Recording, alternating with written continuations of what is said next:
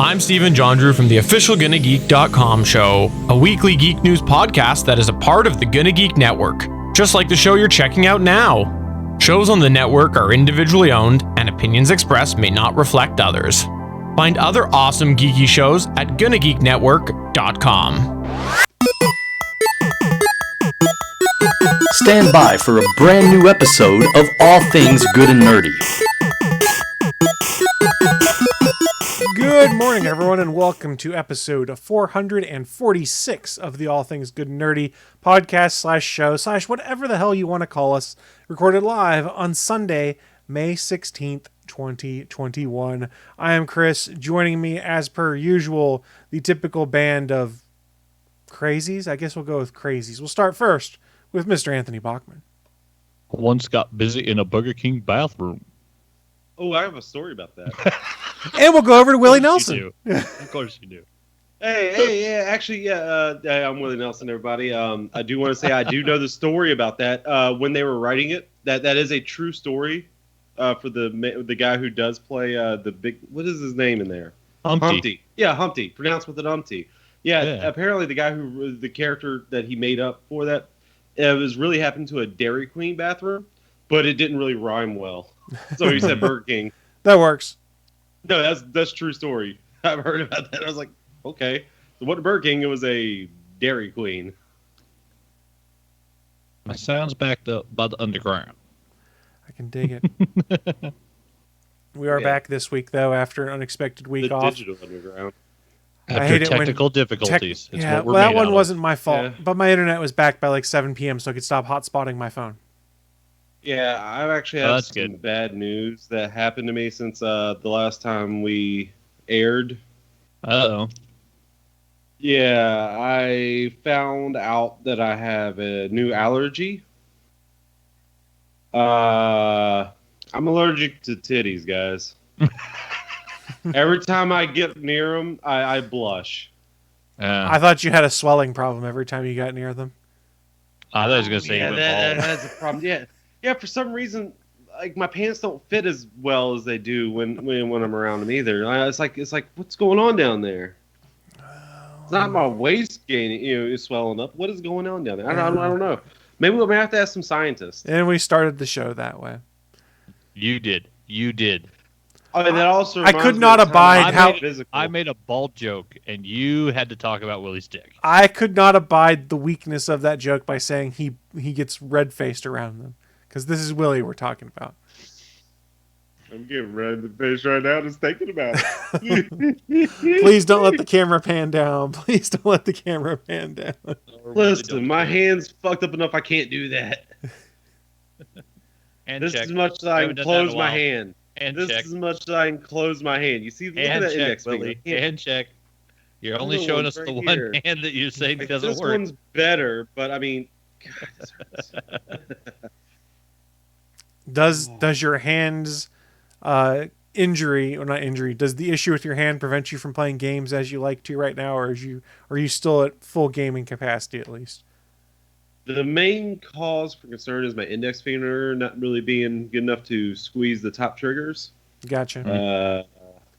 That makes Dead by Daylight hard to play for thumbs sure. work great. I can move that perfectly fine. I can feel a little bit of pressure coming down my tendon right here when I move it, because that's the main problem is this area. What's connected all this area? The tendon's all the way up here. They go all the way down to your elbow. Yeah, if your trigger fingers are not doing well, that's going to make Dead by Daylight hard to play, because that's the majority of the game if you're playing Survivor. Well, I mean, it's my right hand. So all I gotta do is hold down R1 on this one, so I don't have to do quick time. Boom, got this finger. Bam, bam, bam. And especially with the new fucking thing they did with the struggle mode. Well, would this actually be a decent use case for that giant button they made that clips into the bottom of the PlayStation controller on the back? Would you be able to program that to be like the top bumper button or something like that?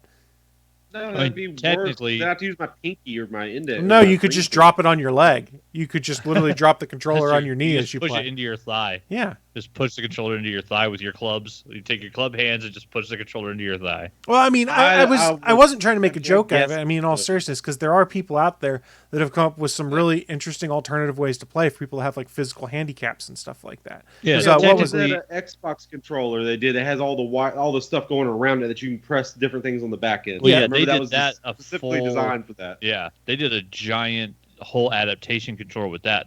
But the Sony one, I do know for a fact with the Sony add-on for the 2 buttons on the back, you can program it to be any other button on the controller. Okay. Because the Yeah, real so reason you can make the right bumper. It can be X, 0, it can be triangle, it can be R1, L2, whatever button you want. Yeah, and we've also seen the modder, I think his name is Ben Heck, who used to make like crazy one-handed Xbox controllers and stuff like that, where you would play by like holding against your leg, and you could rock the controller back and forth to be the one thumbstick, and then everything else was in grasp of a hand. Like, he's done all sorts of crazy mods though. Like, he's the guy that used to put like Xboxes into laptop form factors, or build an Xbox/PlayStation laptop that was battery powered that had both a PS4 and an Xbox One in it, stuff like that. I have seen. Yeah, I've never seen those, but back in the day, I was a fan of the Nostromo, where it was the keypad with the thumbstick on the thumb, and then you had a keypad that you could program to be anything. Yeah. And now on Instagram, because I was looking at one of those again, and because it's nice to have for Photoshop and just have a setting on it for Photoshop to where you're not using your keyboard for all the shortcuts. You just set all the shortcuts into hotkeys on the number pad. But then I was looking at one of those, and so Instagram started popping up advertising this thing called I think it's the Archeron. So someone literally took one of those, but instead of it just being keys under your fingers, it's literally like a glove that you put your fingers into, and like there's a button if you push down, there's a button if you push up, and a button if you push back. Interesting. So like where your finger sits, there's actually 3 buttons depending on which direction you move your finger. It's kind of crazy looking, and like each one of them, like it adjusts like, you know, how far away from the controller, up and down. Like, it looks like a really nice customized keypad system. I'm just not sure I want to, drop the cash on them yet, because they do look a little pricey. Yeah, I mean, you could also use a Stream Deck to do Photoshop shortcuts and stuff in too, which is what I use for the show. For those that aren't familiar, let me see if I can get this to show without dropping everything. It's basically this panel here that has buttons that I control the entire show with. So let's say I wanted to go full screen to myself, I push the Chris button, and it does that. And then when I want to go back to the try screen. But it's got like plugins for Photoshop and things like that. And if I was really inclined, I could put like shortcuts for Audacity for audio editing and stuff in there too. I just haven't played with it on. Oh, we lost the Willie Nelson, I think. Yep. He said he's got to go grab his cable. His Wi-Fi is getting fucky, which I think he meant funky, but hey, either way it works. I mean, I'm not gonna. It's funky and fucky. It works. Luckily, I have a backup layout for that we can make that work when Willie's the not dual here. camera button. The dual. This is the Bach Chris button. Yeah, no, at some point, I want to get a Stream Deck just for updating, just making stuff easier for when I am streaming, because that'll be nice to set up on all my Twitch stuff. Because right now I'm doing all of it on the iPad. Yeah. Which having the Streamlabs OBX Stream Deck on the iPad is nice, because literally I do have all the buttons there. Because I tried to do it from my phone at first, and like no matter if I made it small enough to where all the buttons fit on the phone, then I couldn't read them, and so then it was pointless, because I'm like trying to look out of the corner of my eye and like hit something. I'm like, I can't read it. But yeah, having it on the iPad was nice. Yeah, having it on the Stream Deck's pretty sweet too. Yeah, so.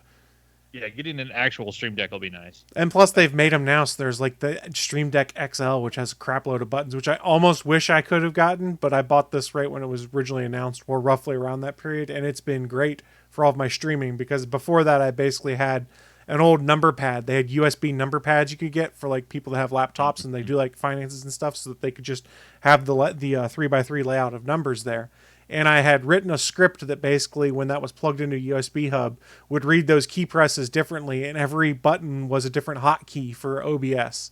And I had printed out like little labels on my printer and like glued them to the top of that number pad. And that's how I was doing it. It was like 3 different things of software in between to make it work. And it did work surprisingly well. That's basically a make it at home Stream Deck. It was. It wasn't near as clean and refined, but it did work out all right. Welcome back, Mr. Nelson. Hey, and I did mean fucky. Did you? Okay. I did mean fucky. All right. Well, thank you for clarifying that. Bad news is, I don't know how much better this is. It's that hillbilly dial-up, man.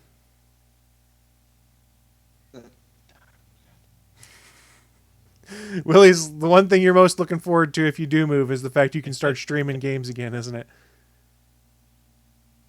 I mean, you can go actually, I found out I can actually stream Jackbox a bit. I've only done it for friends.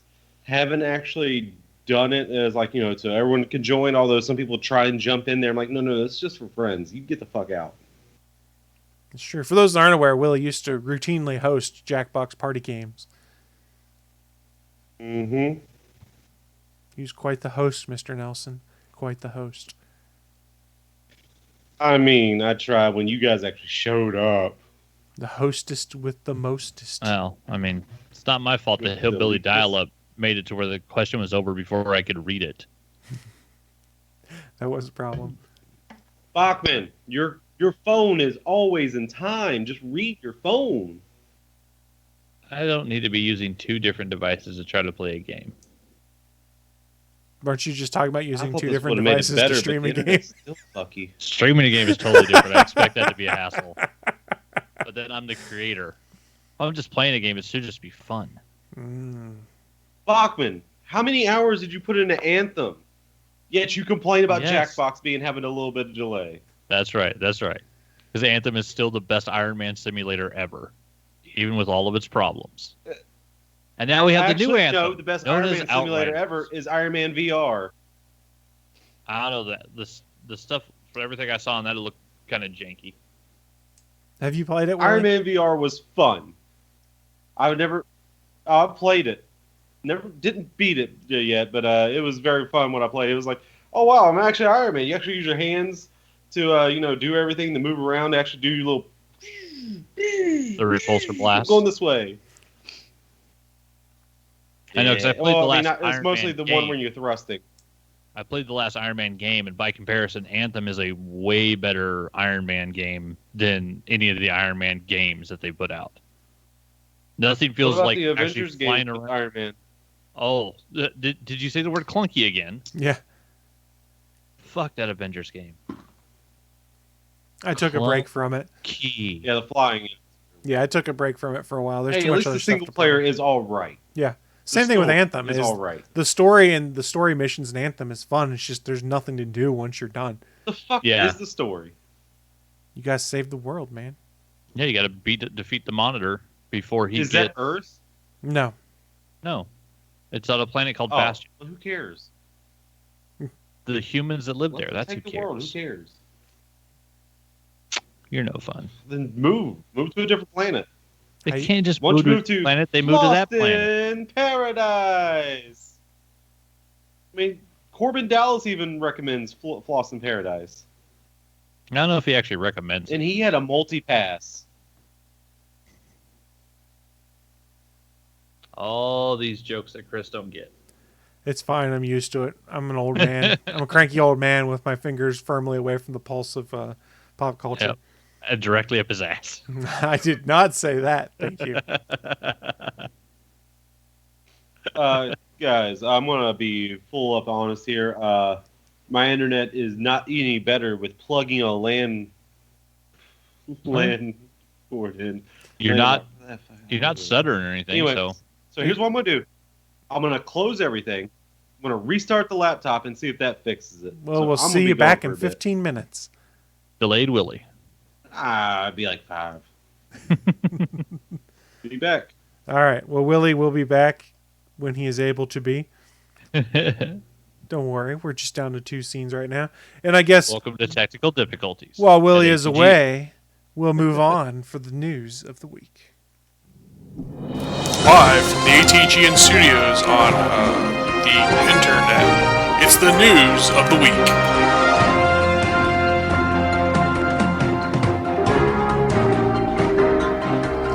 Welcome to the news of the week. It's that part of the show where we run down what was in our minds some of the most interesting geeky and or nerdy news to have popped up here in the last week or so, and share it with you guys who are watching live and just kind of geek out over it, because that's our job on here. We like being excited about things. We don't like crapping all over things. That's not, well, I mean, it's fun on occasion. I still enjoy crapping all over the Snyder Cut. but I know a lot of people don't. And Well, for good reason. It's crap. yes. It's not Scottish, and it's crap. Yeah. We'll go with that. We'll go with that. I wanted to save my news because Willie expressed some mild interest in it before he disconnected. So why don't we lead with your news story, and then we'll figure out what to do from there if he's not back. Can do. I am reading from a Deadline article written by Justin Kroll back on the 11th. Regina King to direct the Bitterroot adaptation of Image comic series for Legendary. So, if you hadn't heard, Legendary's closed a deal with Regina King to produce the feature adaptation of Bitterroot, the acclaimed Image comic series by David F. Walker and Sanford Green, indie veteran Chuck Brown. It says King will also produce with Regina King via their Royal Ties banner alongside Ryan Coogler. So Coogler's involved, which is always good because that man makes fantastic films. You may know him from a little picture called Black Panther or Creed. Zinzi Coogler and Sev Ohanian of Proximity Media, Walter Green Brown, and Drapeto Media's Sean Owolo will executive produce. Brian Edward Hill is currently rewriting the draft. It says the story is set during the vibrant Harlem Renaissance of 1924, when a fractured family of once great monster hunters faces an unimaginable evil that descends upon New York City. For generations, the Sengirs have hunted and cured those infected by supernatural force that feeds off the prejudice of the era, transforming human beings into hideous monsters. So basically, if I'm understanding it correctly, which I just looked up the comic, and the first two are available for free to read if you have the Comixology app. So go check those out over on Comixology if you want to take a look at the Bitterroot comic. I'm literally there right now. Yeah, it basically sounds like motherfuckers were so racist it turns them into supernatural monsters that this family then slays. Which, talk about a fitting fucking like storyline for our modern era to be working on. And let's see what it says. For generations, Singers hunted and cured those infected by supernatural force that feeds off prejudice. With most of the family dead, the surviving Sengirs at odds between saving or killing the creatures, they must overcome the wounds of the past in the hopes of thwarting an invasion. So, yeah, the family's facing hard times against each other, and then, bam, they end up having to face, some badass shit. It says the acclaimed series received nominations for a 2019 Eisner Award for Best New Series and a 2019 Ringo Award for Best Series. For those that don't know, Eisners are basically the comic book version of an Oscar. So if you get even just getting nominated for an Eisner, like literally that ends up being on the cover of your comic, for the rest of the time, because just being nominated for an Eisner is actually really fucking hard to get. It says Regina King is coming off her acclaimed directing debut on the Amazon Studios pick One Night in Miami, for which she was nominated for a DGA Award, which is a Directors Guild Award, and an NAACP Image Award. The film also received 3 Oscar nominations. As an actress, she won 2019's Best Supporting Actress Oscar for Barry Jenkins If Beale Street Could Talk, and is a 4-time Emmy winner. If you haven't seen, I just finally actually sat down and finished watching One Night in Miami. It's a fictional representation of a night where the idea being that, I guess it was based on a play, the idea being that on the night that Muhammad Ali became the world champion, before he announced that he was joining the Nation of Islam, Malcolm X, Cassius Clay at the time, because he hadn't announced yet and become a Muslim, Jim Brown, the greatest NFL running back of all time at that time, and it was the singer. Why can't I think of his name? Shit, but it was like the 4 most prominent black men in American history at that time all got together and basically talked about everything that was going on in America at that point with the movement to try to fight segregation, all of that stuff. Sam Cooke, the singer. And yeah, it's a damn good movie. And I'll be honest, because it's some hard shit to watch, especially depending on. Let's just say it's hard shit to watch because we are a racist ass country, and we got a lot of bad history, and we've done some bad shit. But it's a really fantastic movie, and I'll be honest, the kid that plays Cassius Clay, Muhammad Ali, he's playing Muhammad Ali at 20, 22, 23 when he beat Sonny Liston and became the world champ. And there's literally a scene in the hotel where he's hopping up and down on the bed. and it's so well done and just insanely acted. It's like you get the energy off this kid that he actually is Muhammad Ali. Like the other guys, they're all great. It's all really good acting, top notch.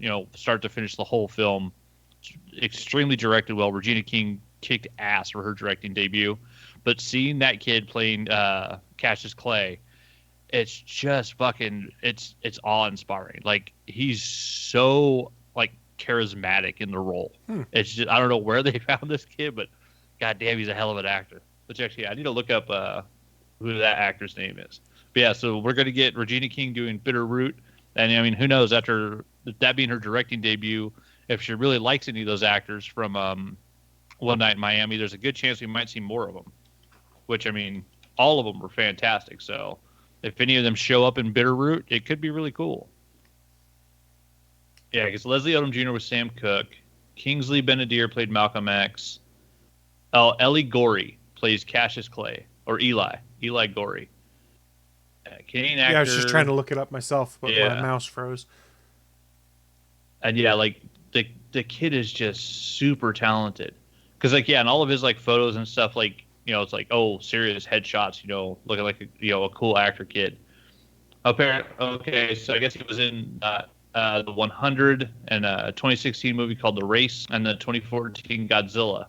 But yeah, you see him as Cassius Clay in One Night in Miami, and it is a jaw-dropping performance. The kid is amazing. Like, it's honestly worth watching the movie just to watch him portray Cassius Clay. And doing all the shit talking. I'm so pretty. I'm so pretty. I'm so fast. Like just doing all the old school just shit talking that Cassius Clay did, and he just does it extremely well. Like, I mean, I actually kind of I would like to see this play now that the show that the movie was based on.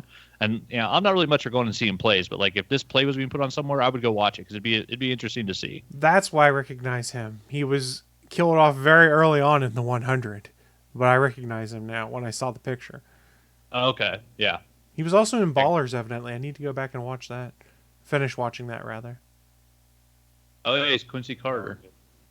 Oh, yeah, I think he's the kid at the very end that The Rock is trying to recruit, even when he's not supposed to be legally recruiting people. Yeah, I think he's playing, the badass that's going to, like, Ohio State or whatever, if I remember correctly, in the last season of Ballers. Yeah, dude's got a pretty decent film. Well, not filmography because TV shows don't count as films, but he's been in a bunch of stuff. Yeah, he's got a healthy IMDb. Hell, shit, he snuck into one episode of Supernatural. So and Legends of Tomorrow. Yeah, he's been on some geek shows. But yeah, his interpretation of Cassius Clay, it's worth watching the movie just for that. If you have Amazon Prime, you already have it for free. Go watch One Night in Miami. It is a fantastic film, and it'll give you an idea of what Regina King will be able to do with a Bitterroot movie. Which, yeah, this could be really cool. I mean, you're talking, 1920s Harlem mixed with, like a Buffy the Vampire Blade type world of killing supernatural monsters. That sounds fun as hell to me. And yeah, I already borrowed the 2 books that are on Comixology, so I'll be reading those this afternoon after I finish reading the new issue of Scout's Honor. Yeah, I will pick those up on Comixology also. It sounds intriguing. And it's still an ongoing series, it appears, looking at Comixology, too, because they had 3 issues up for pre-order. Yep. Yeah, it is still going. That's pretty cool. Well, welcome back, Willie. How's your internet treating you? Is my picture still frozen? No, we can see you moving just fine. Oh. Unfortunately. I'm frozen. Oh, yeah, in the feed that I'm sending back, you're frozen. Because Skype doesn't react well to NDI feeds. Oh, I'm all right with that. I look probably prettiest I can be right there. Yeah, the last time I tried to fix that on the fly, it crashed OBS. Yeah. So don't even try. We're not even going to bother. This is all we get of not Willie is Frozen Willie. Yeah. Frozen Willie. That works. Yeah. Thank you. The frozenest of Frozen. It's Hey, like a custard. Frozen Willie's the best Willie. Delicious. I'm moving so fast I look frozen. Yeah, that's what we'll go with. No, he won't. All right, Mr. Batista. You're standing right there eating a zag nut. Oh. No, he was standing so still though. I'm moving so fast. You said you were moving fast. I see you moving slow. Yeah, you're moving so slow, you're not invisible. moving. Yeah, so slow you're not even moving. You're Hey, invisible. can't you see me? Nope, can't see nothing. I mean, not I'm to. almost. Hey, when you learn from John Cena, you pick up a few things. What? Who said that? I can't see nothing. Exactly. You know what? I used to hate John Cena. I was all, you know what? I don't mind him anymore. Not at all. I hate him. I hated him because of the first Marine movie. That's why you hated John Cena? Wow. Because Yes, of the shitty it was movie? so terrible of a fucking movie. Like that Have movie you came out in seen the the 80s. fourth Would have one? been perfect. The Marine is No! not too bad. They did like when you see like the fourth one with like Ted DiBiase Jr. or wait, was that the third one? The fourth one was The Miz. I think the Like- fourth was The Miz. Yeah, the first one's really not that bad if you watch the rest of them. All you needed to know was when that splash screen came out that said WWE Films, you were like, I'm out. Pass. No, Actually, no, they there's- did. What was it? See No Evil. What was the one with Kane? I think it's As See a No horror Evil. film. I have not seen that movie. That but one's I can actually tell not you there's bad. the worst one. There's the Leprechaun movie that they did was so terrible. Again, It has nothing to do. They bought the Leprechaun license to do nothing with it. To oh nope, it's not going to be a smart ass little leprechaun. like nope, Halloween it's just going to 3? be some weird monster. Like Halloween 3, Season of the Witch, Well, where a company they making actually had a masks is reason for killing children. they had a reason for that. look, I'll just reiterate and say it said WWE Films or Studio There you or go. whatever the hell they call themselves. You knew what you were getting into Hey, as soon as you saw that. I'm not sure, but didn't MacGruber have that too? You're not helping your case any by bringing up MacGruber was MacGruber. actually pretty good. No, it wasn't. Yeah, it was. It was widely panned. Some, You need to some watch. people do. Oh, so you're Some going to people listen do to like all the MacGruber. critics, huh, Chris? Not all the time, but when it backs up my opinion, hell yeah. Oh, only when it makes me right. Now I believe in Yeah. it. Welcome to being a white man on the internet. I only agree with people who agree with me. All right, Mr. Echo Chamber. I'm kidding, but Chris, our own Joe Rogan. no, I have the common sense to tell people to get vaccinated. Joe Rogan doesn't. No, don't say that. He didn't say that. He kind of did. Joe Rogan's an insufferable idiot to me, but whatever. What I also love is that he actually flat out has said multiple times he's a meathead.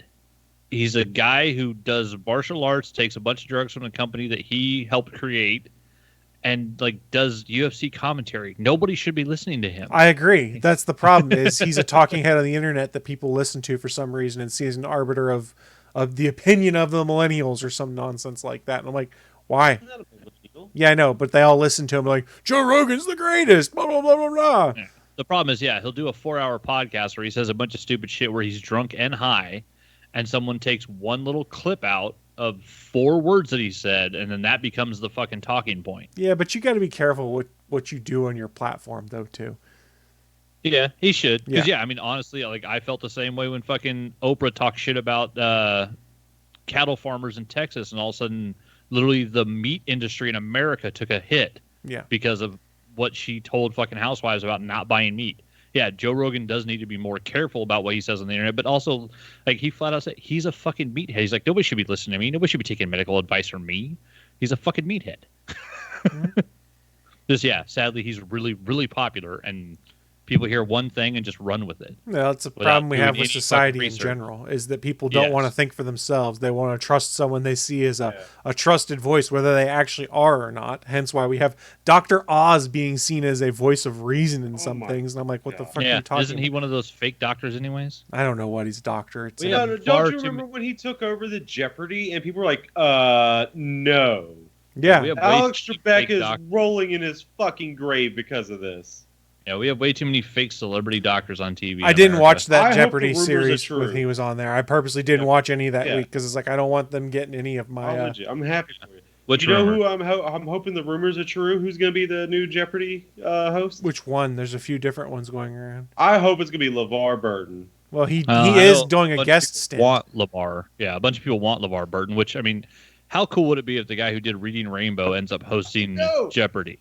Yeah. Like, that's literally like the start and the end of an adult, like, as a conversation about education and knowledge. Like, here's the guy that told you as a kid you should read books, And then now as an adult, he's going to ask you fucking questions. And now he There will also be a had the quiz coolest later. sunglasses in fucking The Next Generation too. Well, that's true. His He has the visor. coolest sunglasses of all time. Hmm Although, I mean, it's up there with Bret Hart. The other one that I've heard, because I mean, I listen to Douglas movies all the time, and there's a Jeopardy champion who's been on Douglas movies about 50 times, and so Ken Jennings has been on there a bunch. And of course, Ken Jennings doing movie trivia is some funny shit because he's one of those walking encyclopedias. But like, he's one of those guys, like, if he became the host, like, I don't think anybody would be mad.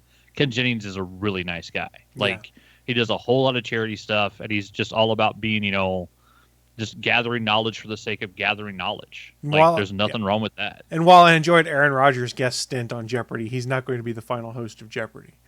Yeah, it should definitely not be an athlete. I'm sorry, but it shouldn't be.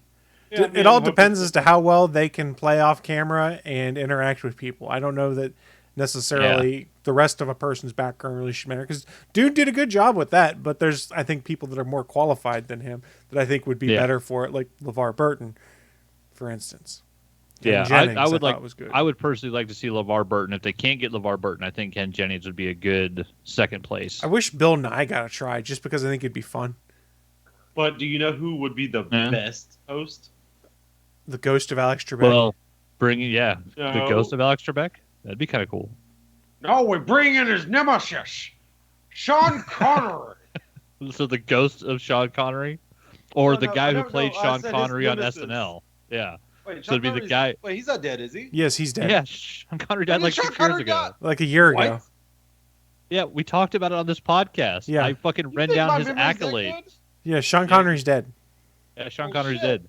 Well, Yeah, you're the actually guy talking who about played not him Sean there. Connery. You want the guy who played him on Yeah. SNL.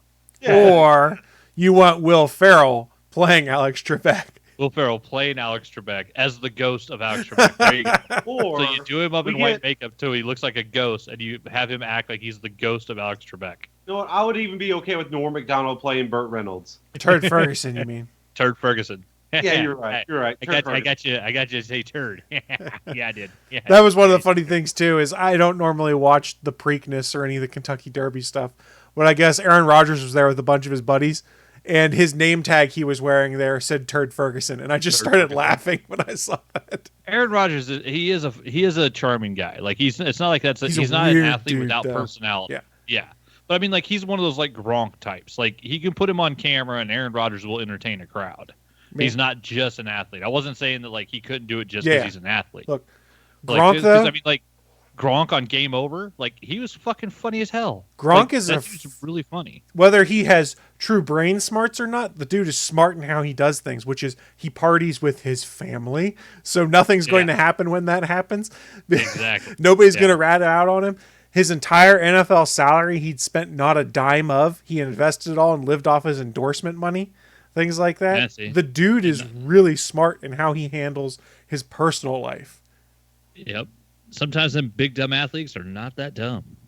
I mean, he is kind of dumb, at least the character, Oh, or yeah, how he he's a big portrays dumb himself. jock. Yeah. He portrays He's a big himself dumb- as like the big dumb jock stereotype. Yeah. Whether that's actually the case or not, I don't know. But it's incredibly entertaining because at one point in time, since we've been doing work from home, I listen to a lot of radio shows and stuff in the morning, and I listened to a show on Sirius XM that is a sports talk radio show. He's gone on there a few times and just BS'd with those guys on there, and he's hilarious, just talking about dumb, stupid stuff before he went back to the NFL, obviously. Because Am I the only one that watched Game Over, the show he was on CBS? yeah, I never watched it. Never Oh, heard it's of fucking hilarious because it's a team of so it's Gronk and Bobby Lee versus Serena Williams and Ian Carmel. So I heard about it because I listen to All Fantasy Everything every fucking week because I love that podcast.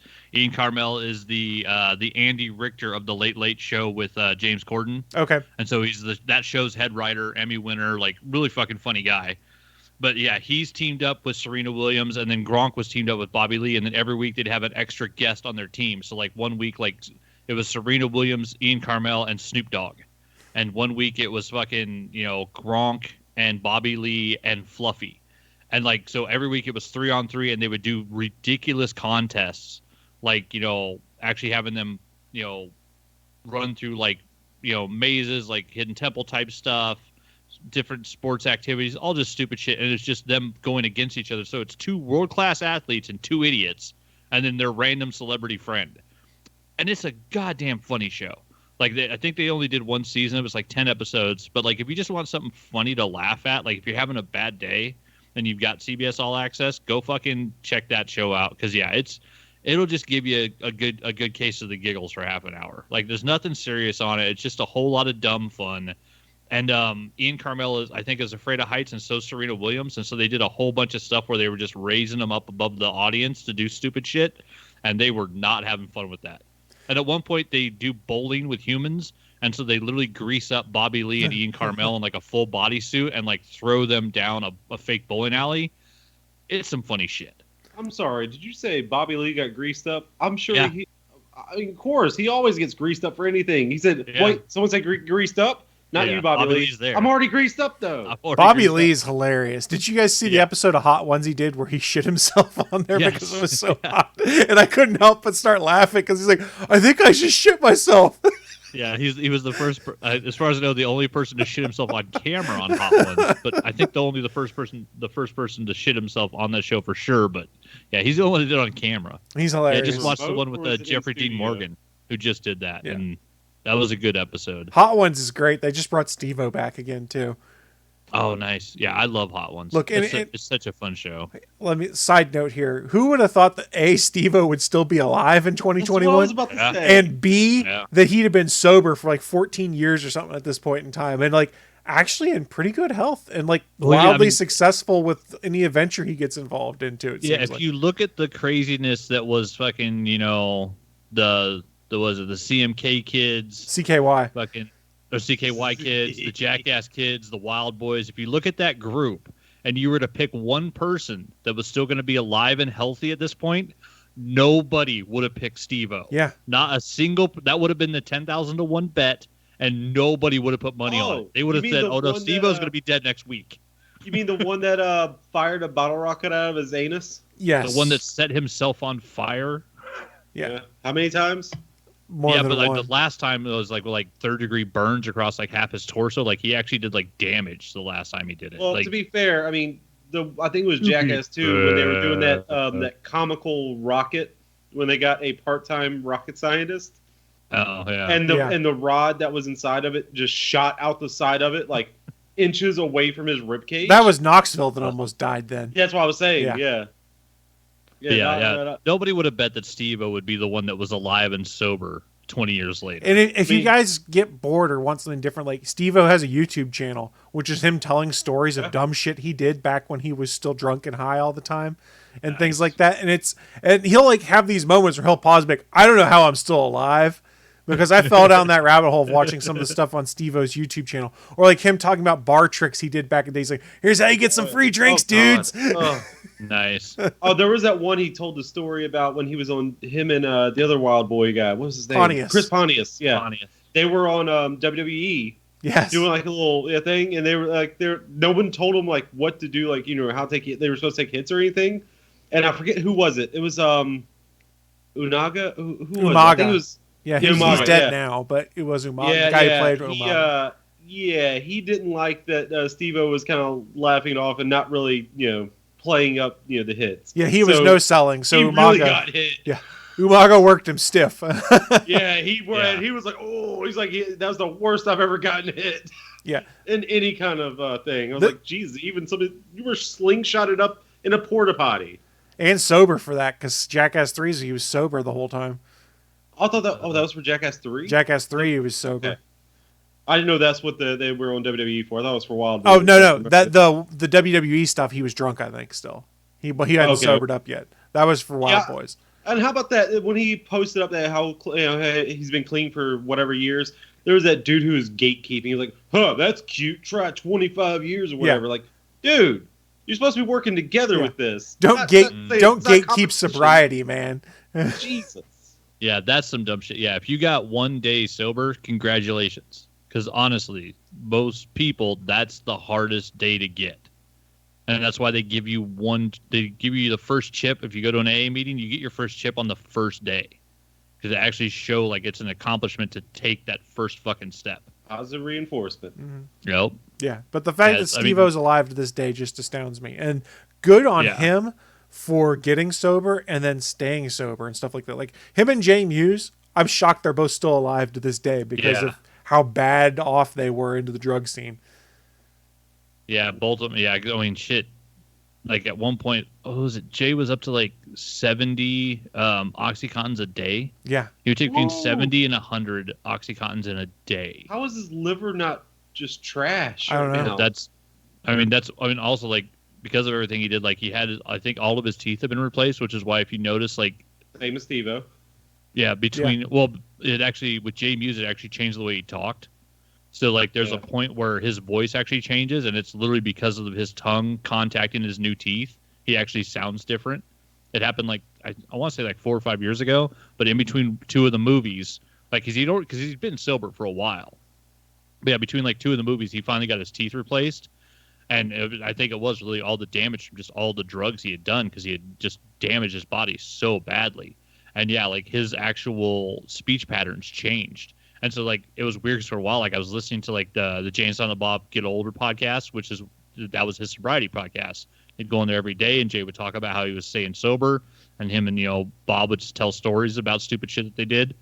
But, yeah, like, all of a sudden, it's like, wait, Jay Muse sounds different. And it took me a minute to realize, like, I saw a photo of him and then saw him on camera. It's like, oh, he got all new teeth. Yeah. It's like, oh, yeah, he probably needed all new teeth from all those fucking drugs he did. Hey, our bodies have a flaw. We only have 2 sets of teeth. Yeah, and it's so dumb that we can replace them once, but we can't just keep growing them. Because otherwise, it'd be like, oh, this tooth sucks, pull it out, grow a new one. Like, why can't we just keep making them? Yeah, just inject shark DNA in ourselves. You can if you're Wolverine. Yeah, I need some Wolverine teeth. So how many of us are Wolverine? Well, Hugh Not Jackman enough. at least. I would I mean, assume that actually- Ryan Reynolds can also. I mean, I'm kind of like, yeah, Mhm. I got some really large canines. If I show my teeth were just right enough, I look like a vampire. Well, before we move on to the next story, you guys want a bad pun-based joke that I just saw that made me laugh while we were doing this? I love Always. All right, guys. Did you know that Mortal Kombat was actually based on an old Scandinavian worship song? A Finnish hymn? Finish him. Nice. Very nice. I liked it. I Willie's think no Willie's song. still hurt. trying to process I it. hurt because of that, Why? which means I love it. So let's move on to the next story here. We'll save Willie's story for last. We'll go with mine next. Do you guys remember a show that was on Nickelodeon in the 90s called Legends of the Hidden Temple? Yes, he is. Willie, do you remember Legends of the Hidden Temple? Are you serious? I'm Orange just iguanas for life, bitch. I Silver remember being monkeys. too old to watch it because I was getting ready to leave for the Navy, I think, about the time you guys were watching that show. Nothing wrong with that. Well, it was confirmed, I guess, this week that the CW has ordered a revival of Legends of the Hidden Temple, and they will be bringing it to the CW not as a game show for kids, but as a game show for adults. So here's the background they have on Variety.com. The original Nickelodeon series aired in 1993 to 1995, inspired by Nintendo's Legend of Zelda and the Indiana Jones movie franchises. The new iteration is described as a supersized and reimagined adult version. So no longer will we have children on there, but instead, as the Variety puts it, nostalgia-loving millennials. Per the logline, the remake will be based on the game show created by David G. Stanley, Scott A. Stone, and Stephen R. Brown, and will preserve many of the iconic elements. This means Olmec will return, the giant Mayan talking head, moat crossings, the Steps of Knowledge, the Temple Run, and all of the original team names. So, the purple parrots, the blue barracudas, the orange iguanas, the red jaguars, the silver snakes, and the green monkeys all be returning in this remake. Who you calling a green monkey? Right? This time, the entire show is taken out of the safety of a studio setting into what they're calling, quote, a mysterious jungle with tougher challenges and bigger prizes. 5 teams begin the journey, and only one is strong and smart enough to enter the ominous Olmec's temple, avoid the temple guards, retrieve a lost treasure, and return it to its rightful owner. So they're basically making a updated / slightly more challenging version for adults, and I'm totally in. And I know it's completely a nostalgia play to cash in on the fact that I watched this show as a child and loved it, and I was like, I want to do this show, and I couldn't because most of them had already taped and they really only got talent from like the Orlando area. But now it's coming back, and I'm going to watch the shit out of this, guys. Hell yeah. I don't know when it's So, going to be on, but I'm watching. I was just saying, like, I didn't watch it because like I was heading off to the Navy about the time that people were getting addicted to the show, but I do remember there being a lot of love for it. I heard because it was a bunch of kids like basically playing Indiana Jones, right? They're running around solving puzzles, things like Yeah. that, doing little adventure trips, I guess. And I can't go and confirm this, but I had heard that Paramount Plus, which is the updated replacement for CBS All Access, has the back catalog of Legends of the Hidden Temple on it, which would make sense That's why because no one's watching it. it's Nickelodeon, which is owned Jesus. by Viacom, which is owned by which Paramount. owns Paramount. Yeah. There you go. So you can go watch it for yourself. Willie, would you participate in a Legends of the Hidden Temple game if they asked you to? Yeah, I don't care what kind of pain I'm in. I'm there. Yeah. Orange iguana or bust. Green monkeys, man, or silver snakes. That's where it's at. Oh, you have to have a choice between two. You go fuck yourself. I'm loyal. Well, I mean, I would take the green monkeys. That's what I want. But I like the alliteration of silver snakes. It rolls off the tongue better than some of the other alliterations Or there. orange iguanas. That's not alliteration. I said what I said. That's not. And you get what you I get. said what I said. You're gonna do real good on this Legends of the Hidden Temple remake, Willie. I said I win, old Mac. I'll come and punch you in your stony face. I think you're gonna lose to Olmec. I will suplex you, old Mac. You're If gonna they can- if they can suplex suplex a stone train in statue. Final Fantasy 3, also known as Final Fantasy 6. I can suplex you. So it'll be interesting to see when this comes out and what night they air it, because I guess evidently the CW did also announce they're going to start having Saturday programming now, which they had not had previously. So there'll be a opening in the schedule for Saturday night programming, which I'm sure they'll fill with something. Probably not superhero shows because they seem to be dropping like flies right now, but who knows? I don't know. I haven't really watched any of the superhero shows on there in ages now either. I'm a bad fan.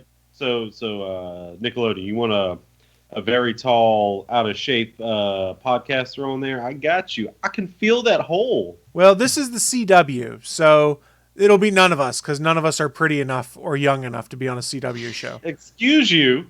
And I stand by what I said. I'm old enough to be a grandfather on a CW show. I could do that. Yeah. I could rock a grandpa. You know what? If it's CW, you know what? You could be Pa Kent. That's true. You're going to tell your kid to let people die so you can preserve his secret? No, I'll be the good version of Pa Kent. I'll John stand Schneider next to Tyler Hoechlin. I'll have a heart attack, and he won't be able to save me, and it'll make him a better Superman. I mean, you know, I love that movie, but you are right in that. That is a stupid decision that they, like, why would they write that? I mean, it's so stupid. Well, because the guy making the movie doesn't understand Ryan. Superman. I get it. Yep. But he's not the one that wrote the script. No, but Blame he the had person that input on wrote it. it. Who did write Blame that? Was the- that Goyer? That's a Goyer. Yeah, okay. Who also the guy who publicly stated that, like, what was it? She-Hulk was pointless. Yeah. Wonder Woman shouldn't be a hero. Martian Manhunter's dumb. Like, the fact that Alex Goyer shouldn't be allowed near superheroes. I He's don't a know how to jackass. write these characters, which means they're bad characters. Uh-huh. I'll fight Goyer. I challenge Goyer to a boxing match. One hand tied behind my back. Whichever hand's hurting me. I think you're going to lose because Anymore. doesn't the dude, he did like interviews, doesn't he do like MMA stuff on the side or something like that? Or am I thinking something Fine, else? let's make it an MMA fight. I'll do it. Willie, he's going to I kill didn't you. say I was confident in winning. I'm just saying I'd fight him. Willie's like, The- maybe I'll break some of your bones on my face. The winning is not the point. It's the point to show him that not everybody cares about what the fuck he says. People are against him. That's what is the message that it sends. Yeah. It's David S. Goyer. I was S thinking it was stands Alex for Goyer. sucks. Yeah. Willie's going to war with David Goyer this week. I don't know why. David sucks, Goyer. Hey, if this was the late 90s, I would say gayer, but that's not too PC nowadays. That is correct. I'm sorry for the terrible joke. Well, I mean, you're not Yeah. wrong. It's an interesting side note to go back and watch some of these things that we may have watched in a different era and see how they may not have aged very well. Like Yeah. how I Met Your Mother, for Principle. instance. There's a lot in How I Met Your Mother that did not age well. That like we look at through a very different Barney lens as today. a whole. Yeah, Barney's character as a whole, the playbook, things like that. You're like, oh man, this didn't really age very well. With Yeah, but he was Alright, right about alright, fucking I need to know. Karate Kid. It's He true. was right about the Karate Kid. It's true. All right, someone needs to help me out here because I'm not sure if I just am I misremembering this. Has anyone watched Splash version on Disney Plus? I haven't watched it, but I know the change they made. Have that's you what ever you're getting into. seen Splash though? Yeah, I mean, I watched Yeah. it like 20 years ago. Am I remembering where John Candy is his brother, right? I remember John Candy's. I remember he's in it. Yeah. Yeah. Yeah, I remember. I thought it was his brother. Doesn't he, at the beginning when he first shows up, he like goes to Tom Hanks's work, and he's like all happy, like my art, the thing I wrote, it got in the penthouse. It got in the penthouse. Is that still in the Disney maybe. Plus version, or am I just misremembering that whole scene? And that never happened. I haven't don't remember. watched it in years. I mean, I guess I could go upstairs and turn it on. Because that'd be hilarious that they had to change the butt in Disney Plus, but they kept the penthouse scene. That would be hilarious. Yeah, I haven't seen the Disney Plus version of it. You'd think mentioning penthouse would be worse than just partial ass crack. Hell, does anyone even know what Penthouse is anymore? I mean, Larry Flint does. Fair.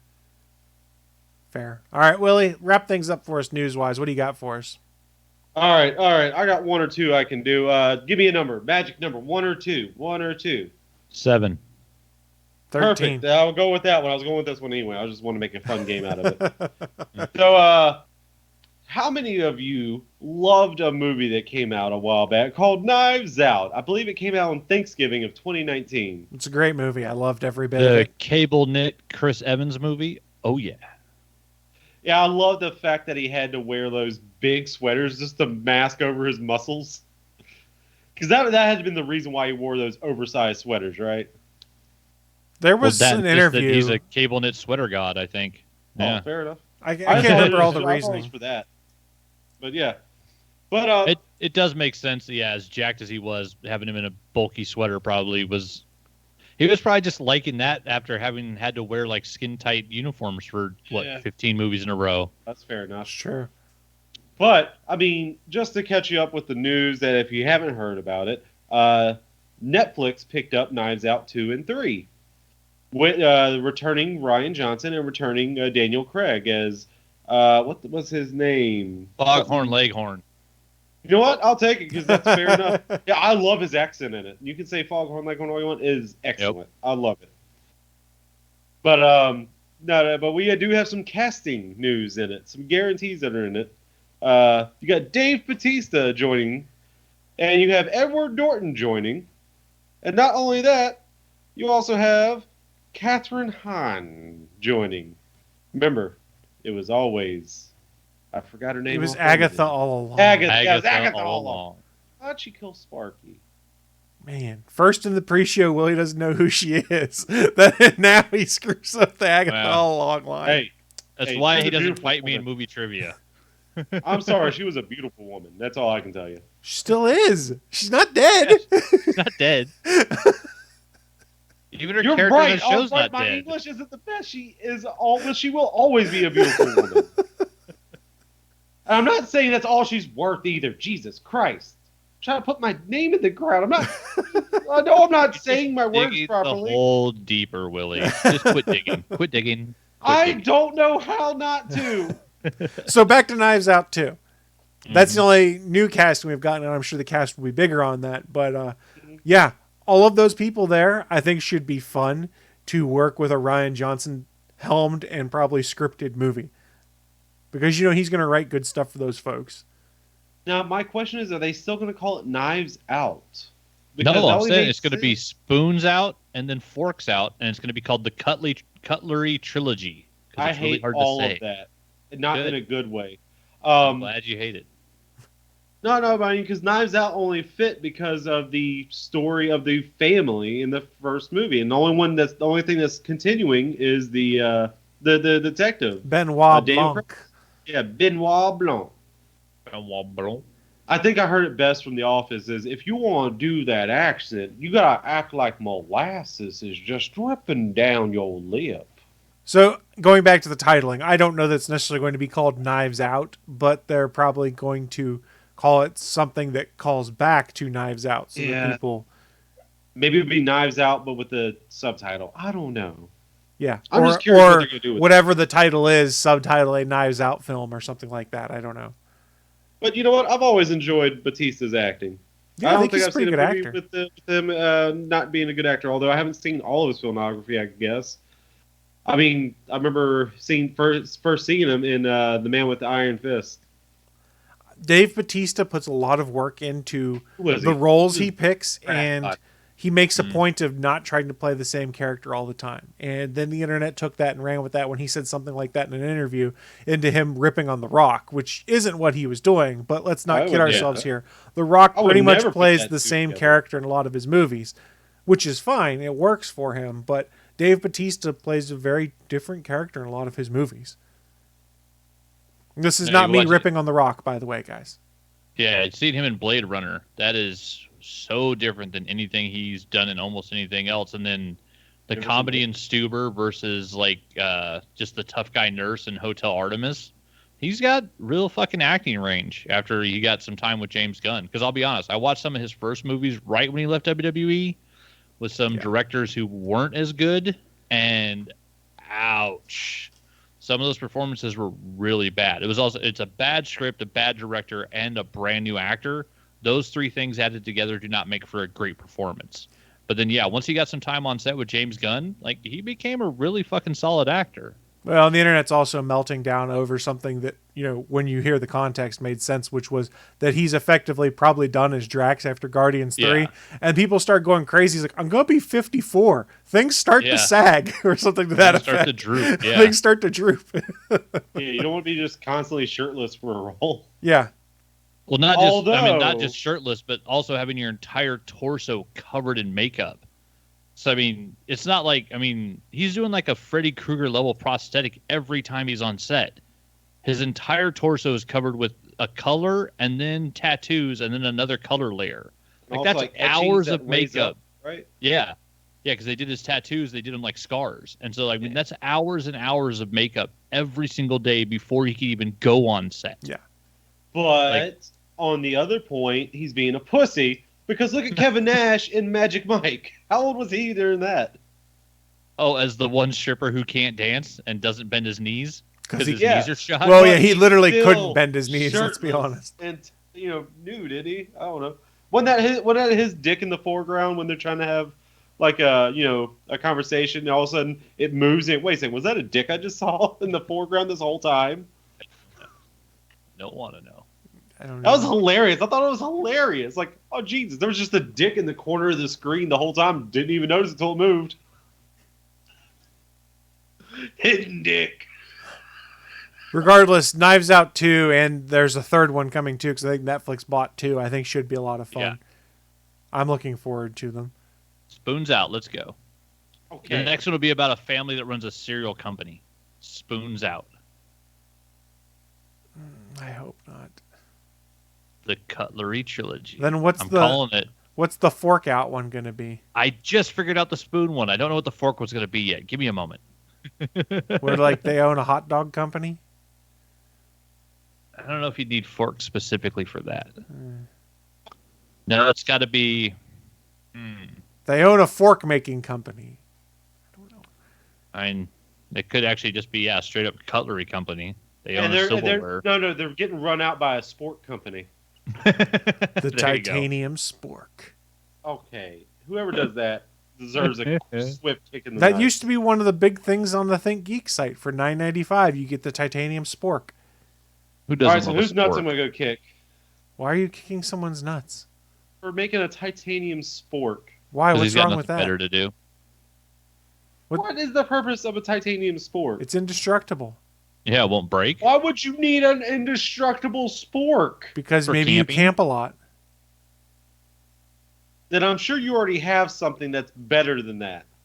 Most I would Better hope so. than a titanium. Most of the spork. cutlery You're you have in ridiculous. those camping kits is like stainless steel, which means it'll bend and break and things like that far more Yeah. easily than titanium. I'm never going to win this argument, so I'm just done with it. Well, because you're wrong. Yeah, because you're wrong. I could sing you a song by Dr. Cox about how wrong you are if you want. Oh, will you now, huh? I said I could, but I'm not going You to. can sing everything you want, but Willie can't sing shit. I sang you a song in pre-show. Calm down. It was the Willie song. I don't even remember how it goes, but I sang you a song. I don't even remember. How did you sing me a song for each show? I don't remember that. Yeah, when you were testing your headphones because you didn't have any sound coming out. Oh, yeah, that thing. That thing. The thing I only heard like 0.5 seconds of when I... Look, we had a conversation about it. That's all I know. There you go.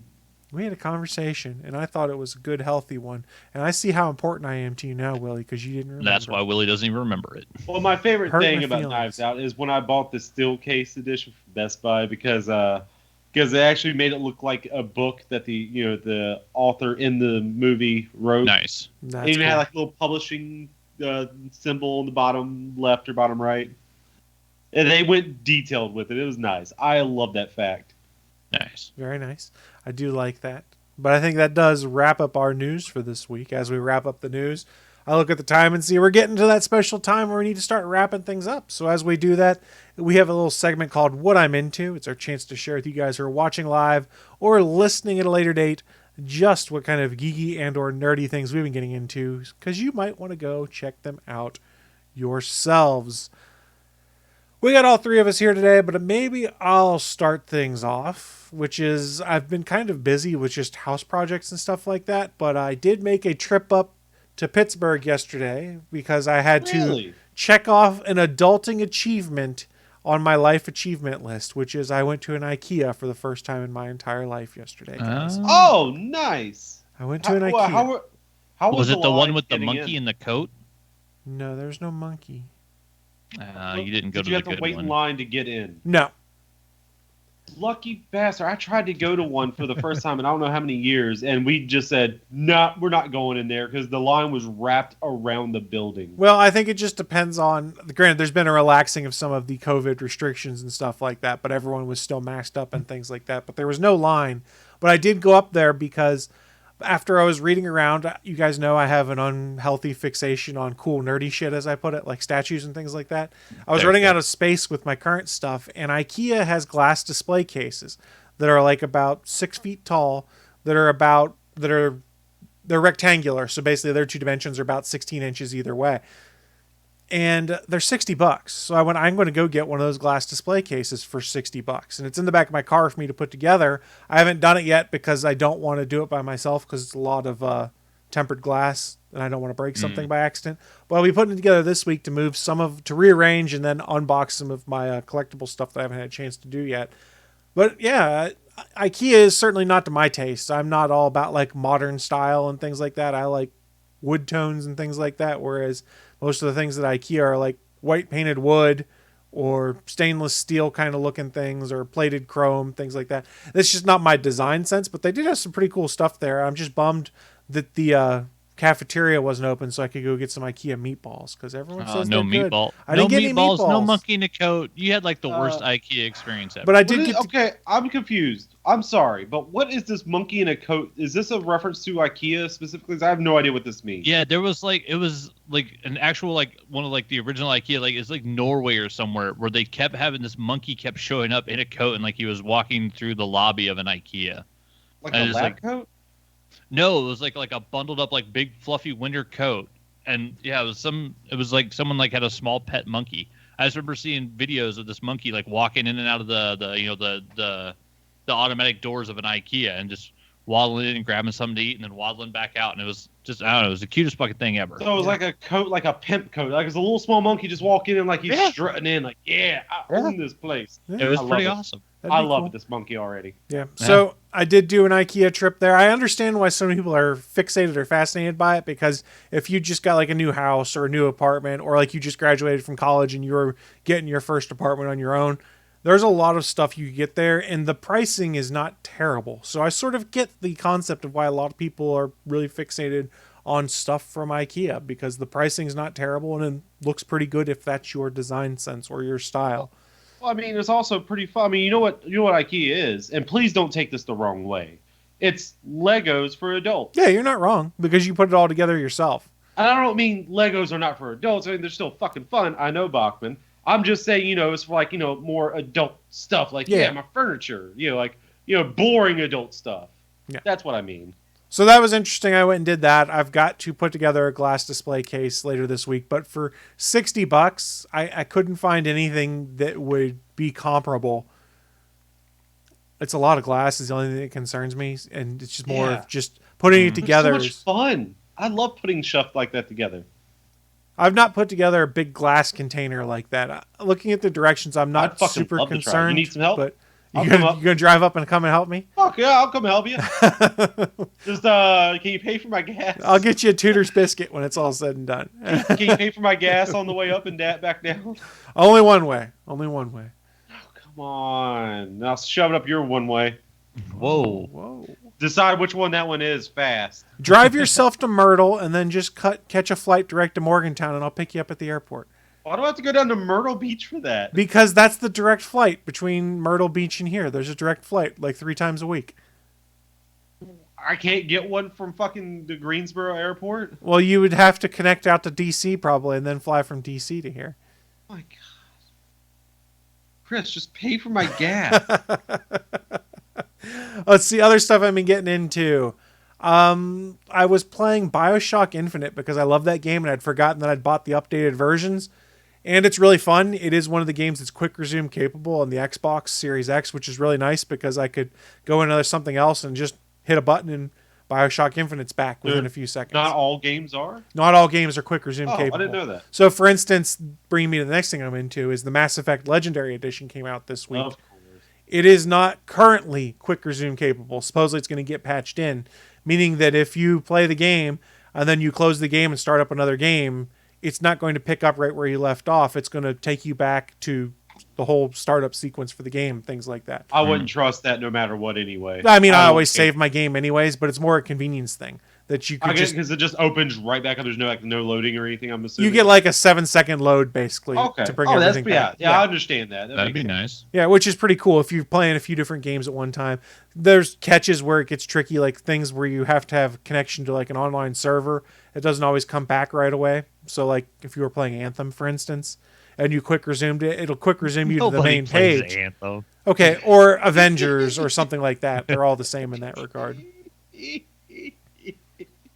But I have been playing the Mass Effect Legendary Edition. I have been pleasantly surprised with what they did on the first Mass Effect game to update its graphics, because this is a game that came out in 2006 or 7, I think. So it's fairly old in the grand scheme of things. They did a pretty good job updating the graphics, rebalancing the weapons, redoing how leveling up is done, things like that. And then some nice quality of life changes. Like I remember on the Citadel, there used to be this one room that had like flower beds off to the side that if you weren't paying attention, you could fall into the flower beds and it was a pain in the ass to get out of them for some reason.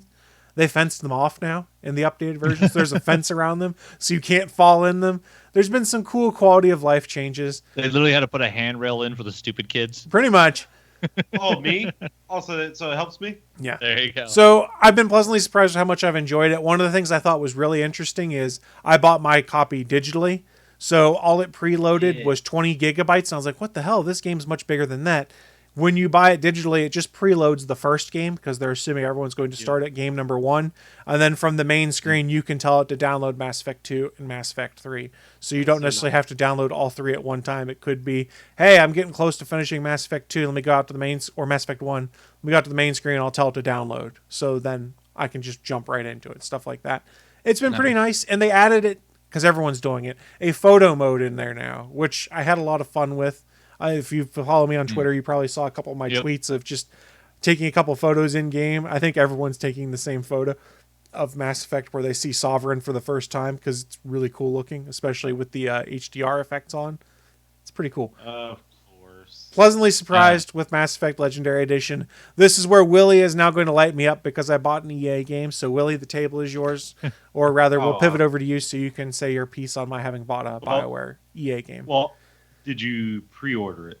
I did a digital pre-order because I had a discount. You son of a bitch! Willie, I was going to buy it regardless. But here's why I bought digitally and pre-ordered it, because with EA's EA Play service being integrated with Game Pass, that means you get a discount on all digital EA games. So I got like a 10% discount. And I was like, I'm not going to find any price cheaper than that. So I just bought it on there and it downloaded in the background. Pigeon son of a bitch. But that's what I've been getting into. I'm going to play some more Mass Effect later today, probably, because it's really good. I forgot that the combat in Mass Effect 1 is kind of clunky. The combat's done much better in Mass Effect 2 and 3. And especially if you play the Infiltrator class, which is the guy with the sniper rifle at a distance. If you play Mass Effect 2 and 3, when you zoom in, it slows time temporarily for like 3 or 4 seconds for you to dial in a shot. It doesn't do that in Mass Effect 1. So it's much more akin to snipers as you're used to seeing them like in FPSs, where you dial in and you've kind of just got to take the best shot you can get. But yeah, it's an alright game. And what is really fantastic is if you played the first one, load times were ridiculous. In fact, they made jokes about it in the second and third games, that anywhere you saw an elevator was basically a hidden load screen. Because while you're riding the elevator, you would get some dialogue between characters that was unskippable, and it was effectively like a 30-second load screen as you went to the next level or something like that, which was annoying if you were on the Normandy. But now, with the way the Xbox Series X is at least set up, and presumably it would be close to the same load speeds on the Xbox One, it brings up the dialogue, and people will start talking. You can hit A to skip it, and then it's pretty much all these load screens are cut down to like 5 to 7 seconds now, nice. Which is really nice, because if you played the first one, the load screens were ridiculous. I do want to badmouth EA for a moment. Oh, go ahead, Willie. The floor is yours. For one thing in particular, that's patenting with the first Mass Effect, the whole dialogue system. They patented that system, so no other company. That was BioWare, not EA. Oh, so fuck BioWare then. Yes, because remember, EA didn't buy BioWare until right before the launch of Mass Effect 2. That's fair enough. And you know what? Also, fuck Atari for also patenting mini games during loading screens. Yeah. Yeah, fuck them for doing that. Yeah. But that's what I've been getting into. Let's toss things over to Mr. Anthony Bachman. What you been getting into, sir? Waiting for the Mass Effect Legendary Edition to hit $20, because then I'll buy it. I do want to play all those games. I just don't want to pay $60 for it. You're going to have a bit of a wait there. Now, one thing I will point out to you is it's 3 games and all of their DLC but one. Yeah. Well, not the multiplayer DLC, I would assume. There is no multiplayer. However, I guess this is the story we can tie into there. Which I don't need. Yeah. It used to be tied into how you would complete the final game, potentially, which was actually an interesting dynamic. Mm-hmm. They de-emphasized that as time went on. But they were saying that if there is enough interest in the multiplayer returning, and there's enough people that buy the Legendary Edition, they would potentially be adding it as DLC to it. Yeah, well, as someone that's got the Nathan Drake collection and the BioShock collection and hasn't started either, I think I can wait a little bit for the play the BioShock collection. Effect. It's fantastic. No, yeah, Uncharted. I've got a lot. First. BioShock. Uncharted. I still haven't finished Ghost of Tsushima. Like, I just finished Miles. God. Like, I got a lot of games to play, and I spend all my time playing fucking Dead by Daylight. Uncharted, you have a better time. We'll see. I'll give each one a run, see how it goes. But BioShock 1 and 3 mindfuck with you repeatedly. Oh, only 1 and 3 are good, huh? All 4 are great. Well, no, BioShock 2 is fun. It's just not as good as 1 and 3. That's the only one I've played and beat. Well, it's not my fault you made poor life decisions. Yeah. Back to Bachman. PS Plus. Yeah, I got a lot of games to play. And yeah, spent a lot of this week playing Dead by Daylight. Finished up the first level of the new Tome 7. Which is kind of nice. They were giving free cosmetics to Bill, which it's one of the first times they've done cosmetic upgrades for free for an IP character. So they actually added a bunch of stuff. You can basically get a free bloody costume for Bill by just playing the free version of the Rift Pass. You don't even have to buy it, which is really nice. And then some of the other cosmetics in it are still good. The Rift Pass or the Archive, as they call it, which is the Battle Pass for Dead by Daylight, it's still one of the best buys out there, because for $10, you get enough money to buy the next one, so you only ever have to buy it once as long as you finish it. And like cosmetics in Dead by Daylight are fucking insane. They're like $15-$18 a pop for a costume. That's crazy. And so it is. It's nuts. And it does nothing to help you in game. Most of the time it actually makes the game harder, because most of the cosmetics are bright. And so if you're getting cosmetics, it's easier for the killer to see you. So if anything, it actually makes the game harder to play. You have to be better at it if you get some of the great cosmetics.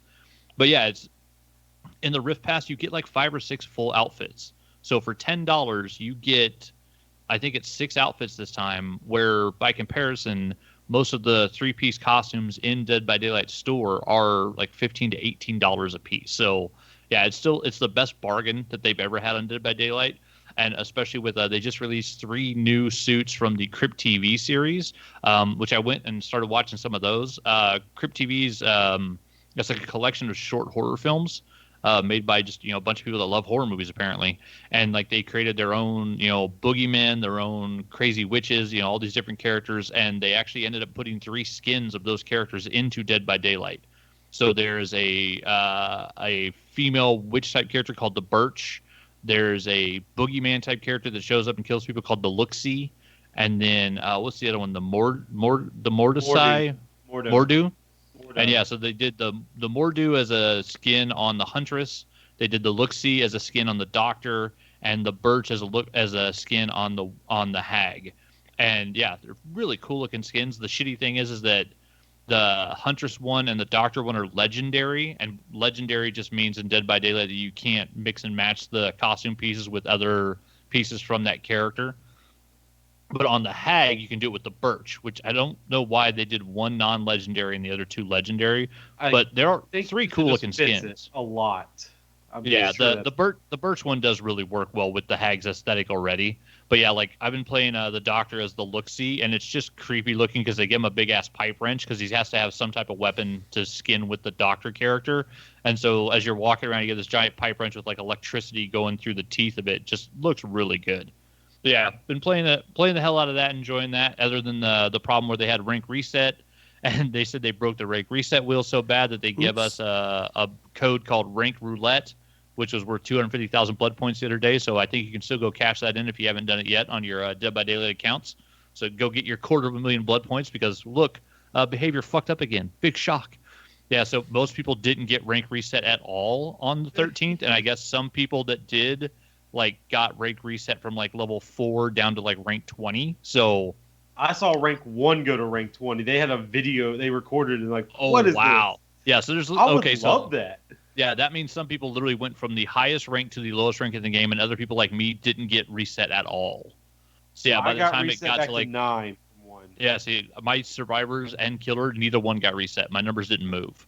I'm back to rank 20 as a killer. Woo. Yeah, it's weird. But yeah, doing that, and then reading Scout's Honor. The 5th issue just came out of David P. Pose's new comic from I think it's Aftershock. Which if you're not caught up on that, it's our one of our favorite writers here, the guy that did Spencer and Locke and Going to the Chapel in the OZ.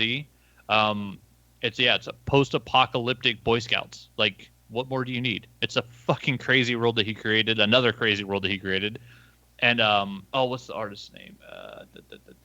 Luca Casalanguida. Which, I'm probably getting that wrong. But the artwork is fantastic. It's a gorgeous book. Coming in the 5th issue, and the first main story seems to be coming to a head. So I don't know if this is going to be another 6-issue trade type book in the long run. But it's also on Comixology, so you can subscribe to it over there. There's 5 issues already available, and it's a solid read. It's a really good book. I've been enjoying the hell out of it, and I can't really say much of anything because it's all spoilers. After the first couple of issues, it's just all spoilers. But yeah, another kick-ass story from David. Big shocker. He wrote another fun comic. I don't know why we're surprised at this point. I, for one, am shocked. Just shocked. Super shocked. And then me and my girlfriend were having a conversation the other day just talking about toys, that you always wanted when you were a kid. Whatever the big toy was that year for Christmas that nobody got. When I was little, my sister was one of those ones that wanted a Cabbage Patch Kid so bad she was willing to die for it. When she was 6, and when you're your family's a little on the poor end, living in low income housing, you usually didn't get whatever the big toy was for the year, and so it's kind of disappointing.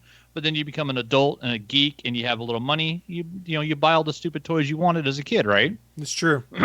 We were talking about all those, and I mentioned the fact that they had the My Pet Monster toy was huge when I was 10. Such a cool toy, right? This giant, grizzled looking monster. Yeah, big purple monster, came with chains that it broke, and it was so cool because it was basically a way to sell a stuffed animal to little boys. And I thought it was the coolest thing ever. I never got one because my mom didn't have like $80 in 1986. Like, that was insane. Like, that was grocery money, motherfucker. We're not buying a My Pet Monster. So we had talked about that. And lo and behold, the other day, my girlfriend, I gave her a Funko Pop as a present the other day just for fun. And lo and behold, she pulls this out for me. And I was just shocked because don't know how, but it just happens to be that Funko did a new series called Retro Toys. And apparently the first one they did is the My Pet Monster. Nice. So I finally have a My Pet Monster. And yeah, it's you can see it. Yeah, there you can see the chains. He literally has the chains. He's got, the big crazy nose. Like, yeah, it's gorgeous. Like, it's a really cool looking box. But yeah, I finally got a My Pet Monster. My girlfriend is the best. That's awesome. And by comparison, we looked on eBay to look, and like actual My Pet Monsters from the 80s are like $800. Are you serious? I need to go Yeah. to my mom's attic right now. Yeah, Excuse people me. are selling that shit on eBay and Amazon for like $700-800. So But could you I? can't just go buy A lot of old it's one. condition based though too, Willie. So Yeah, if it's beat yeah. to hell, Oh my god! I gave Yeah, that thing if so it's many beat up. suplexes. But yeah, so yeah, this is what I got into this week. I got like a toy I'd always wanted as a kid, and I fucking love it. And yeah, when we get moved into the new place, this will definitely be like on the desk, like on camera, because I finally got a My Pet Monster, and it's a hefty fucker too. Like, it's one of those heavy Funko Pops. Like, it's a solid $2 worth of plastic, not $1.50. Like, it's a hefty bitch. But yeah, I've only got a My Pet Monster. So yeah, so that's what I've been getting into. well, Mr. Nelson, why don't you finish things off here and let us know what you've been getting into? We'll do. I do have one thing to state, just so I don't sound like a PlayStation fanboy, because I don't want to. I mentioned earlier about you, Chris, when I said I thought all games work with with that quick restart. What'd you call it? Quick again? resume. Quick resume. Yeah. I mean, I know PlayStation has something like that. I don't know if it works exactly the same way. Don't know. But I do know, just to prove my not fanboyness, I do know PlayStation's been having big issues. PS5's been having big issues with that, where it just crashes if you do that. So careful with that if you have a PS5. I've heard bad things. If you can find Hopefully one fix right it. now, because it's still hard to Yeah, find one. PS5. What is that? I heard they got nice controllers, but I've never seen a PS5. I mean, technically, I could buy one right now from my buddy, who I think may or may not be in the chat.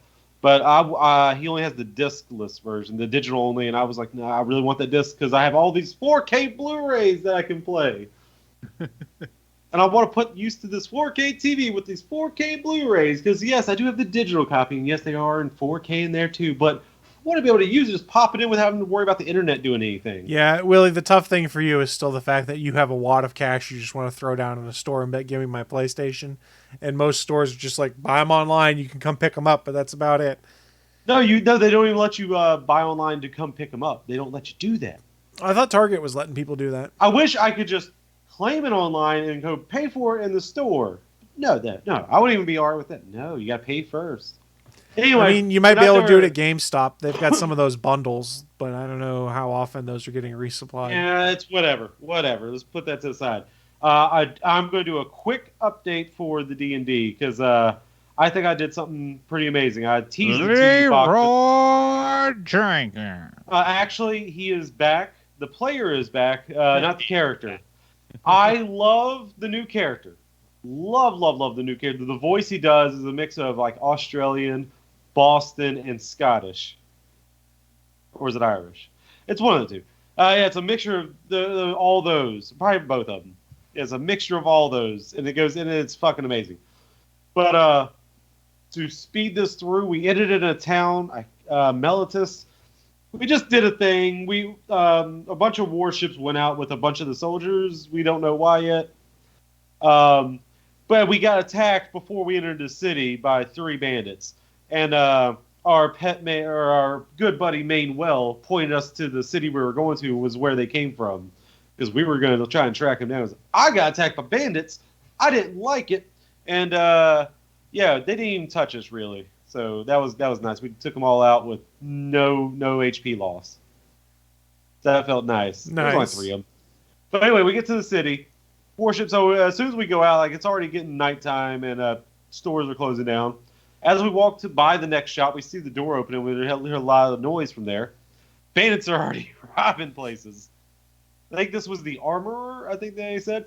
Well, one of us Blue goes in and proceeds to get attacked by two of these 7 bandits that are in this building. I don't really know who's in there yet, but I run in and just see one of the bandits swiping at Blue. And hey, that's my friend. They're swiping their club at him. Hell no.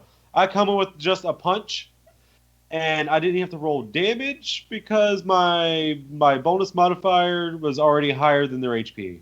This was the weakest of the weak thrown in with these 7.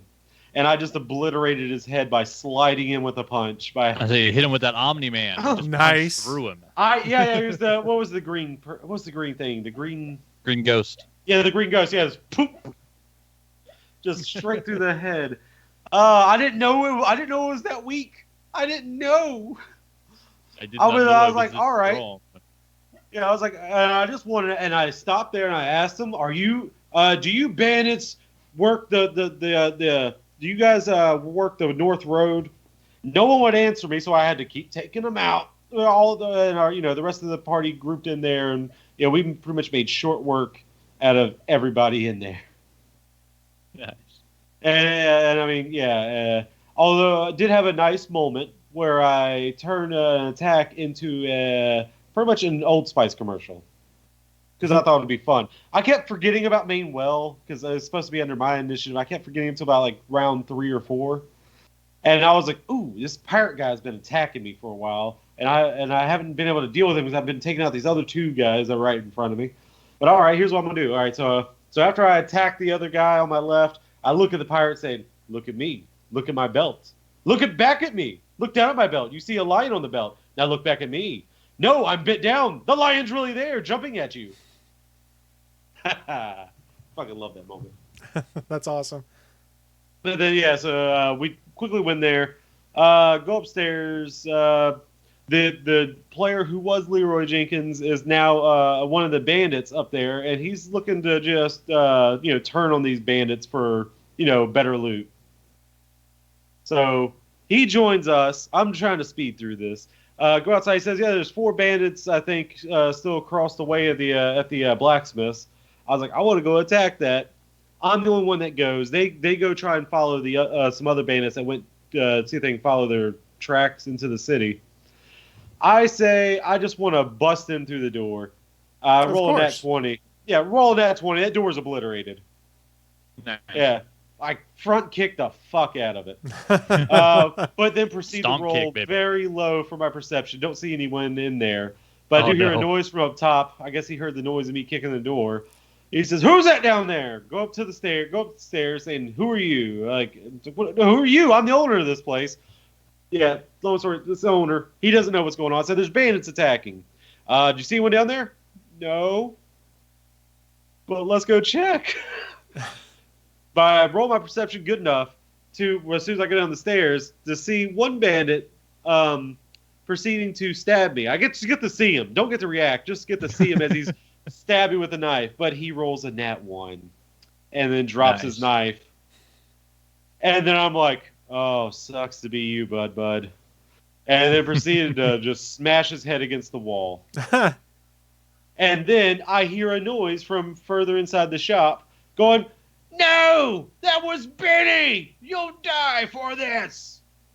And then I just turn to the guy and say, "Fuck Benny. He tried to stab me." Oh, not Benny. So yeah, I go and pretty much that guy misses me too, and I proceed just to bash his head in. And then after I got him down, I was like, "Fuck Benny." Go back out, meet up with the other guys. The bandit that just is starting to help us now is joining us. He says, "Oh, did you run into Benny in there?" I was like, "Yeah." He's like, "Oh, he's like the youngest one out of all of us. He's the newest recruit. Oh, only 15. I was like, "Oh, yeah, fuck Benny. He tried to stab me. He's dead." Benny's dead. Yeah, Benny's dead. I don't care. Yeah, no Benny here. Benny's dead. And then we're like, "What you kill?" It's like, he tried to stab me. What do you want? Someone tries to stab you, you get to kill him. That's only fair. Yeah, I mean, yeah, he failed and It's fair. dropped it, but yeah, he tried to stab me. Fuck it, fuck Benny. Let's shorten this all out. We head over to past a couple things that happened, but it doesn't matter. We go to the bandit camp to try and trick them to like kind of get their all their loot they have stored in their hideout. The guy who's turning on him goes in first, and because no one knows that he's turning on him, and he's like, "Yeah, oh yeah, so people are coming up to attack us." Gets the head boss guy and to get a bunch of other people to try and go head out to the people that are attacking, air quotes, because there's no one really attacking. Leaves only 4 people in the place. Me and Kadu, the great and powerful Kadu, the little gnome artificer, are in the back. And, one of the guards that stayed out of the 4 is coming out the back. We both rolled poorly for our stealth, but I didn't really care because I had a plan. As soon as he came out the door and saw us, like, quick, come, the raiding party's back. Benny's hurt bad. I have a 0 modifier to my deception. I tricked this motherfucker like it ain't nothing. Yeah, and I pretty much say, as soon as he comes close enough, I'm bonking him on the head. Yeah, he's out for the count. And as soon as I knock him down, I say, fuck Benny. Proceed to go inside, get told that there's only one other person out the front. So I just go up to the front and I say, yeah, creak it open. Yeah, the dude's just on the other side of the door. Like, oh, okay. So with it still creaked up and back up a little bit, say, the raiding party's back. Hurry. Benny's hurt. He needs help. Proceed to deceive him as well. As soon as he comes in through the door, bonk him too. He goes out. And then, of course, I have to say, you know what? This Benny guy, he's growing on me. Yeah, and there's a little bit more stuff that doesn't matter yet. So I love the whole story of fuck Benny. But now he's growing on you. Yeah, I mean, yeah. But still, he tried to stab me. Fuck Benny. So I killed a miner. Oh, well. It's a fantasy world. Is he really a miner? I don't know their laws. Yeah, I don't know. Probably. Other than that, just want to been playing Talisman. Started playing a new game that came out. Hood. Outlaws and Legends, I think it's called. I forget the subtitle, but it's Hood. Pretty much it's a kind of like, it plays a little bit like Hunt, where the main mode is 2 teams of 4, and you can choose between 4 different characters as of right now. They'll release more later on. It's like a games as a service. They have pretty much Robin Hood, Marianne, Little John, and a Friar. Not Friar Tuck, but Friar Took. Tooke. Okay. Yeah, I don't know. I don't remember reading Robin Hood. I don't know if that's a friar in there, but sure. He looks like a friar, but he has one of those smoke things you carry at churches. Censer. Yeah. He carries one of those and attacks people with it. It's on a chain. Interesting. Yeah, that's my character choice. Swinging my chain, just swinging my chain. Robin Hood and Little John running through the forest. Yeah, Little John has a big ass hammer, and of course Marianne has like a little, not a hidden blade like in Assassin's Creed, but it's like a hidden crossed bolt. Like it shoots pretty powerful out of her wrist, and then Robin Hood has the bow and arrow, and yeah, they all have different things to do it. And of course, you're going up against another team of 4. You could be any mix and match of any of these people. You can have all 4 Little Johns and anywhere between. Yeah, 4 Little Johns. Yeah, and it's all cross-play. It's on PS4, 5, PC, Xbox One, and Xbox Next Series, both of them. What do I call those? It's the series. Xbox Series is what I say. Just series is good? Okay. I just didn't know. Seriously, the naming convention sucks. Yeah, it's a series in the UK. Over here, it's a season. And Bachman, I'm a little pissed. I'm a little angry at you. I believe I told you about the Crypt TV YouTube shows a while back. You're Probably. Just not watching them. Oh, I'm a little hurt. I'm pretty sure I give you good advice for watching stuff. I've done occasionally. Letterkenny. That's true. I got to give you credit for Letterkenny. No, actually, my buddy Marv told me about Letterkenny before you. Yeah, but then I solidified it for when you actually watched it. Yeah, no, I did start actually watching the Crypt TV stuff to see. Like, I was like, oh, it's like basically it's like a horror series on YouTube for free. I was like, I'll check this out. But yeah, I mean, seeing the costumes from Dead by Daylight reminded me of it. So yeah, went and actually watched like they have a playlist that's basically the introduction to Crypt TV. So it's like one kind of story from each of the different characters. Yeah, it's kind of cool. Although when I watched the look-see, never understood any of those. The whole plot that was going through, never understood them. Yeah, it's something weird, but basically, like, if you're holding on to something bad in your life and you don't let go of it, he'll come and kill you. Okay. Oh, no.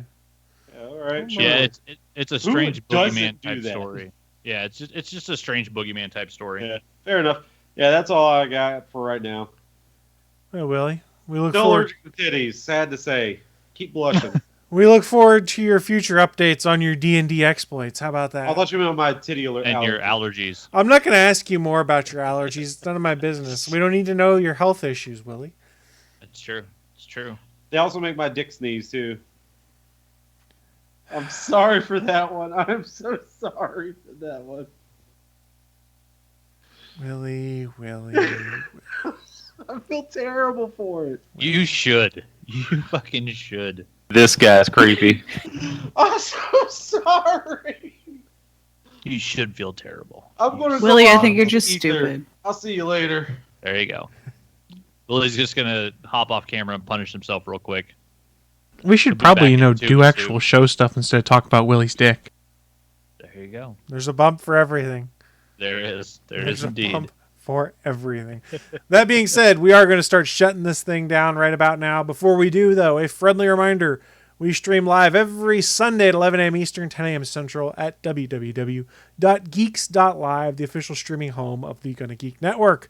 While you're there, you can scroll down to the bottom of the page, see a calendar of all of our upcoming live events. So please come check out more of this show or other shows in the network and tell them that we sent you. Before we shut this down, though, you guys have any final thoughts for those that may be watching us right now? Don't do what Willie did. I always say good that. advice. That is always good advice. Don't do what Willie did. In fact, that's the show title now. There you go. I'm good for something. Or at least hopefully you'll have a friend near you that will Negan your ass and shut that shit down. Shut that shit He down. didn't know. Shut Shut that shit that. Why down. did you mute me? This is your fault, Chris. It's true. It's- You have mute capabilities It's on it. never It's your my fault. fault. Why have you not fired me yet? Because I'm too lazy. You've But been fired like 7 times. on that note, we are shutting this thing down. Thank you so much, everyone who did join us, and we will see you all next week for another brand new episode. Bye, guys. Thanks for listening to this brand new episode of the All Things Good and Nerdy podcast. Don't forget, we'll be back next Sunday live at 11 a.m. Eastern, 10 a.m. Central over at live.atgnpodcast.com, channel 3 of the Alpha Geek radio app, and over at our network home at gonnageek.com/live. If you have any feedback for the show, please contact us atgnpodcast@gonnageek.com, on our hotline number at 304-806-ATGN, or even better, go to Twitter and send us a message at ATGN Podcast. The music you've heard in this show is produced by Kevin MacLeod and can be found at incompetech.com.